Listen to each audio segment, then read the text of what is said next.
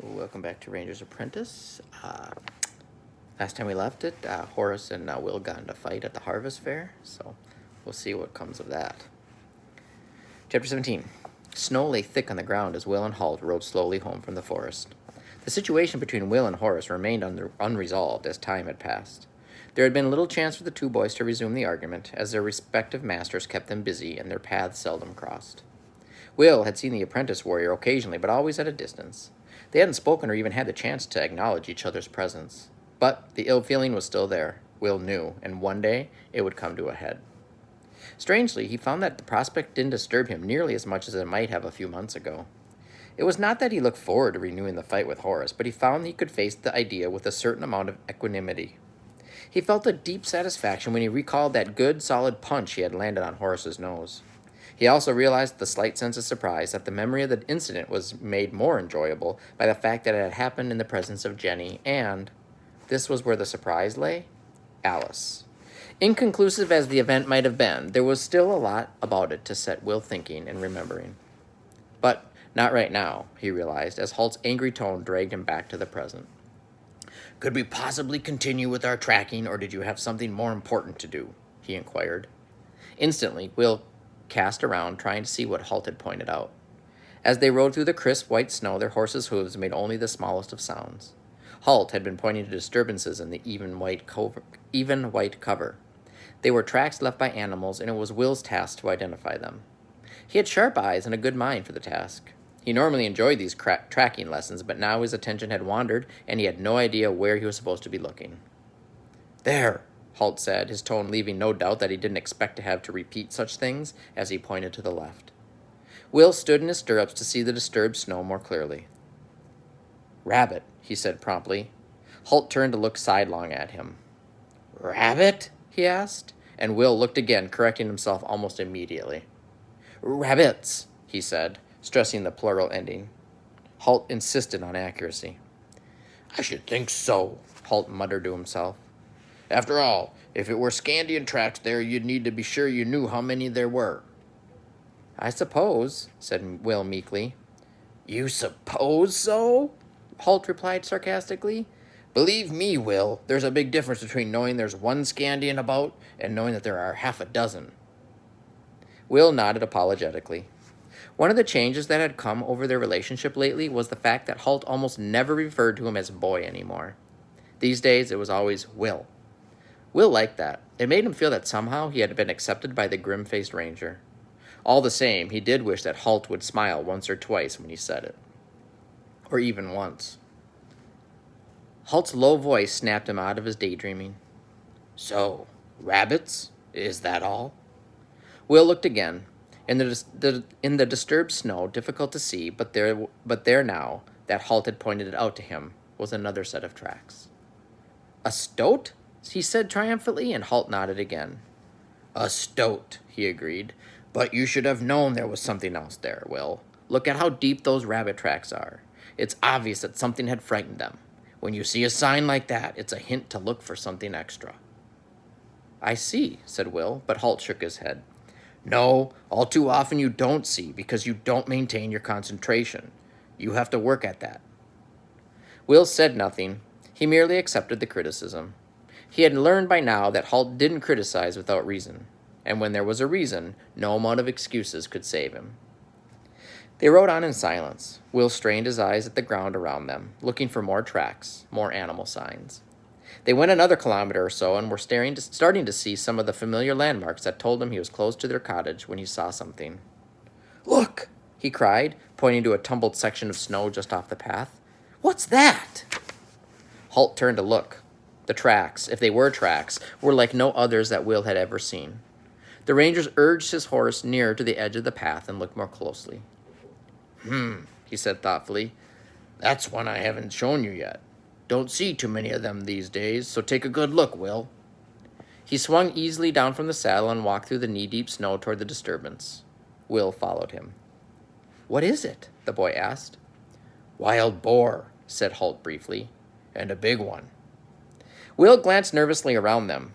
He mightn't know what a wild boar's tracks looked like in the snow, but he knew enough about the creatures to know they were very, very dangerous. Halt noticed the look and made a reassuring movement with his hand. "Relax," he said. "He's nowhere near us." "Can you tell that from the tracks?" Will asked. He stared, fascinated at the snow. The deep ruts and furrows had obviously been made by a very large animal, and it looked as if it were a very large and very angry animal. "No," said Halt evenly. "I can tell it from our horses. If a boar that size were anywhere in the district, these two would be stuffing and pawing and whinnying so hard we wouldn't be able to hear ourselves think." "Oh," said Will, feeling a little foolish. He relaxed the grip he had taken on his bow. However, in spite of the ranger's assurances, he couldn't resist taking just one more look around behind them. And as he did so, his heart began pounding faster and faster. The thick undergrowth on the other side of the track was moving, ever so slightly. Normally, he might have passed the movement off as due to the breeze, but his training with Halt had heightened his reasoning and his observation. At the moment, there was no breeze, not the slightest breath. But still, the bushes continued to move. Will's hand went slowly to his quiver. Moving deliberately so as to avoid startling the creature in the bushes, he drew an arrow and placed it on the string of his bow. "Halt!" He tried to keep his voice down, but couldn't prevent it from quaking just a little. He wondered if his bow would stop a charging boar, but he didn't think so. Halt looked around, his gaze taking in the arrow knocked to Will's bowstring and noting the direction in which Will was aiming. "I hope you're not thinking of shooting the poor old farmer who's hiding behind those bushes," he said seriously. Yet he pitched his voice so that it carried clearly across the track to the thick clump of bushes on the other side. Instantly there was a scuffle of movement from the bush, and Will heard a nervous voice crying out, "Don't shoot, good sir! Please, don't shoot! It's only me!" The bushes parted as a disheveled and frightened-looking old man stood up and hurried forward. His haste was his undoing, however, as his foot caught in a tangle of underbrush and it sprawled forward onto the snow. He scrambled awkwardly to his feet, hands held out, palms first, to show that he carried no weapons. As he came, he continued a nonstop babble of words. "Only me, sir, no need to shoot. Sir, only me, I swear, and I'm no danger to the likes of you." He hurried forward into the center of the track, his eyes fixed on the bow in Will's hands and the gleaming razor-sharp tip of the arrow. Slowly, Will released the tension on the string and lowered the bow as he took a closer look at the interloper. He was skinny in the extreme. Dressed in a ragged and dirty farmer's smock, he had long, awkward arms and legs and knobby elbows and knees.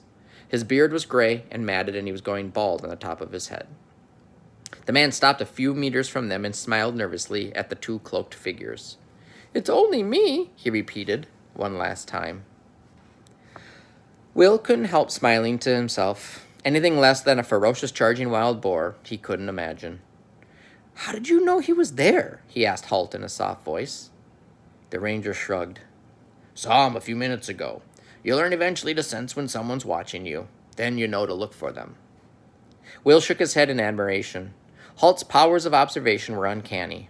No wonder people at the castle held him in such awe. Now then, Halt said sternly, "why are you skulking here? Who told you to spy on us?" The old man rubbed his hands nervously together, his eyes flicking from Halt's forbidding expression to the arrow tip, lowered now but still knocked to the string on Will's bow.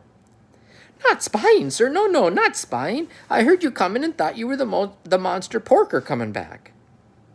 Halt's eyebrows drew together. "You thought I was a wild boar?" he asked. Again, the farmer shook his head. No, he gabbled. "Leastways, not once I saw you, but then I wasn't sure who you might be. Could be bandits." "What are you doing here?" Halt asked. "You're not a local, are you?"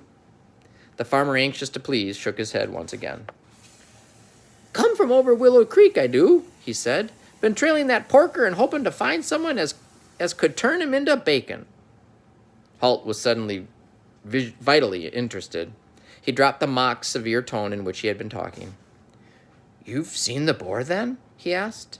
And the farmer rubbed his hands again and looked fearfully around, as if nervous that the porker would appear from the trees any minute.